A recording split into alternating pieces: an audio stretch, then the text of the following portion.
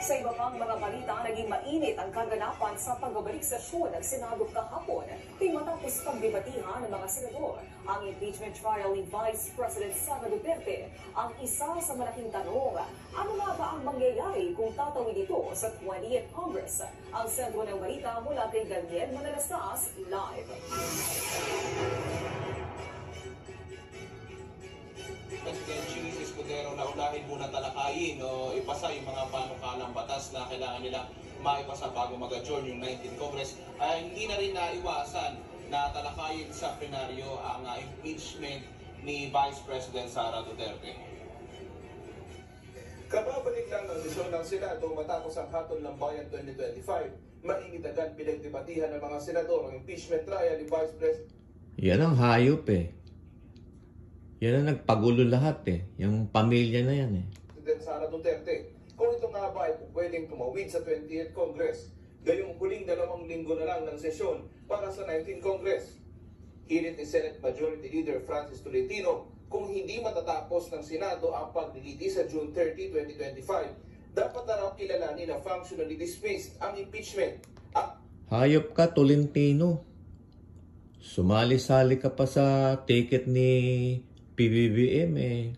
Baligtarin ka pala, hayop ka. Ano sinasabi mong konstitusyon ngayon? Eh bakit nung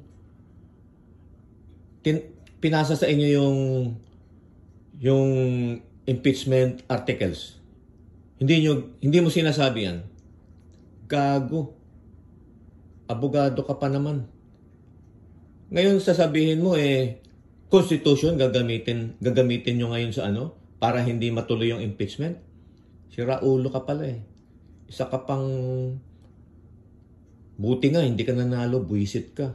Ang jurisdiction daw ng impeachment ay eksklusibo lang sa Kongreso na tumanggap nito.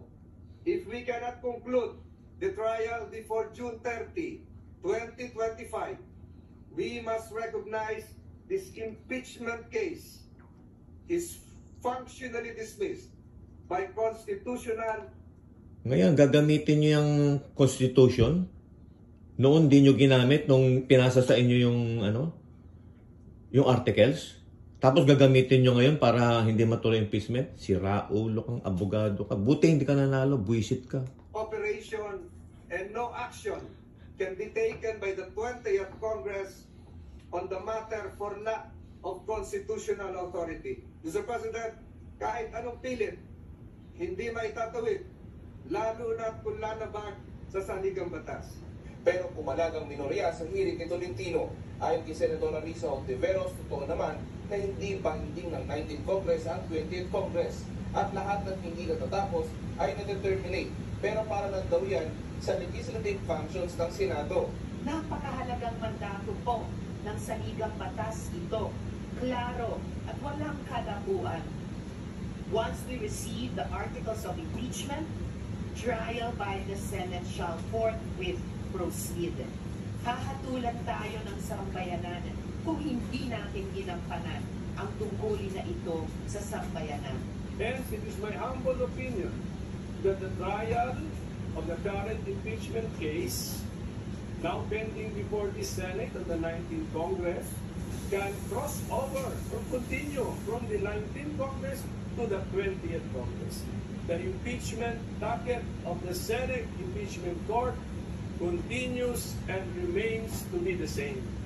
Nagdebate naman si Tolentino at Pimentel tungkol sa pinagpapasihan nito sa konstitusyon. Isa ka pa, Villanueva, isa ka pang hayop. Wala kang ginawa dyan sa Congress kundi paganyan-ganyan ka lang, nagmamarunong ka pa. Anong ginagawa mo ngayon? Ginugulo mo ang bansa. Kala ko makadiyos ka. Tatay mo makadiyos. Ba't di ka maka-Pilipino, makatao, hayop ka? Ha? Ikaw, Villanueva, tumigil-tigil ka na. Kapal ng mukha mo. Ano po ba nakalagay sa Constitution? Sa Saligang Batas ng Pilipinas, 1925, 1973, 1987 na carry over? Wala po nakasulat doon that it shall carry over. At pero binanggit ko sa aking manifestation, wala talaga rin nakasulat doon that it cannot cross over. Tama si Pimentel. Pero pinakamalaking tanong sa lahat ng yan, matutuloy nga pa talaga ang impeachment trial? Sinagot ni Senate President Jesus Escudero ang mga posibleng kahantungan ng impeachment trial. Isa na dyan ay kung magkukunbing ba talaga sa June 11 ang Senado bilang impeachment court. Sa dulo, ano man ang opinion nila, miyembro man sila ng Senado ngayon o hindi, ano man ang opinion ko bilang tagapangulo ng Senado, sa dulo, ang susundin namin lahat ang desisyon ng plenaryo ng mas nakararang. Plenaryo ng Senado, mas mataas pa kayo sa konstitusyon. Hindi mo nga sinunod yung fourth with eh. Ayop ka, mag-ayos ka na lang ng kilay mo at asikasuhin mo yung asawa mo. Puging-pugi ka naman sa sarili mo, oy. Senador Escudero ka ba? Mag-resign ka na sa pagka-senador. Wala kang pakinabang dito sa bansang Pilipinas. The plenary of the Senate is the supreme body of the Senate. It gets to decide anything and everything. Sa June 11, babasahin yung articles of impeachment. O, tingnan mo yung pagmumukha niya, no? Gwapong-gwapo sa sarili niya. Nako pa! Ang malas naman ni Heart Evangelista. And then thereafter, magkukumbing kayo sa impeachment court. At doon din namin pagpapasyan anumang mga motion kung meron mang gagawin, anumang mga objection kung meron man, anumang tanong kung meron man.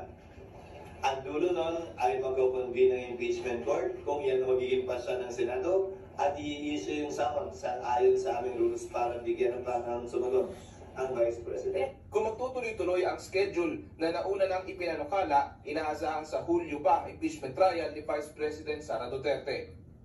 Ngayon yung bukas sa base Senate. Bakit hindi na lang ganito gawin nyo? Kahit isang araw yung impeachment na yan, pwede gawin. Basahin nyo yung ebidensya, tingnan nyo yung mga video na pinresent ng Congress. Malinaw naman dun yung mga ebidensya. Kahit hindi na kayo mag-hearing, magbotohan na lang kayo. Kita nyo naman lahat ng ebidensya. Pero ang number one dyan, isang-isa lang, pabuksan nyo yung bank account, malalaman nyo na guilty. Hello? Huwag kayong magtanga-tangahan dyan. Mga hayop kayo mga senador. President Jesus Escudero sakaling may dumulog sa Korte Suprema para questionin ang kanilang proseso. Naomi? Maraming